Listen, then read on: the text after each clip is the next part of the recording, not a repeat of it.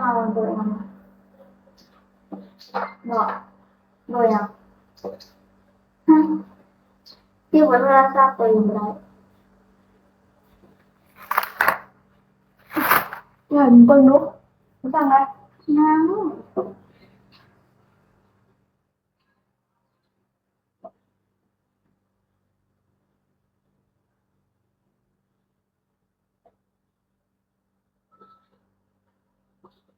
ข้าวบ่เอ้ย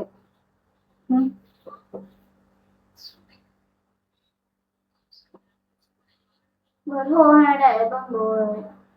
เบิ่งยังกดเบิ่งหรอว่าดอกจันมี10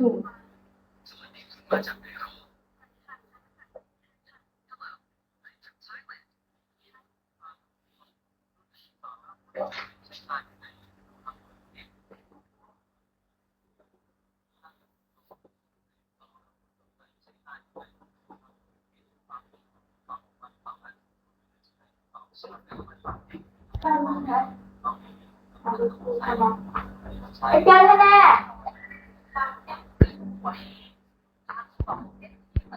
น้อยชื่อเด้อน้อยของตัวนี้แต่คือหูฟังโปรจริงหูฟังรุ่นประหยัดเสียงดังฟังช้าใครอยากได้หูฟังที่ต่อไว้อีกนาทีแนะนำ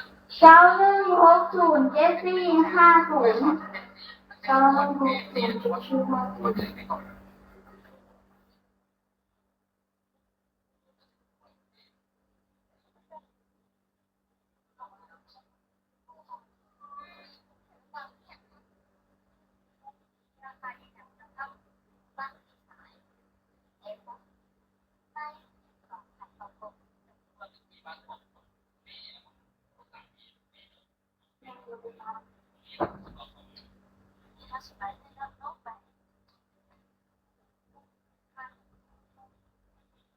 เอาซื้อหามาดูหมดตัวที่มันต้องก็แซ่บได้ไหมดู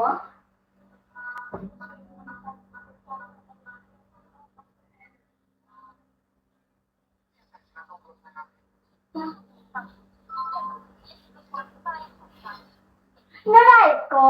91เนี่ยบอกแม่91623082ใส่รถเบอร์โทรจะบอก91630916308782 23082แล้วนั่นแหละเชี่ยวชาญนะคะเฮ้ยอันนู้นซีเตอร์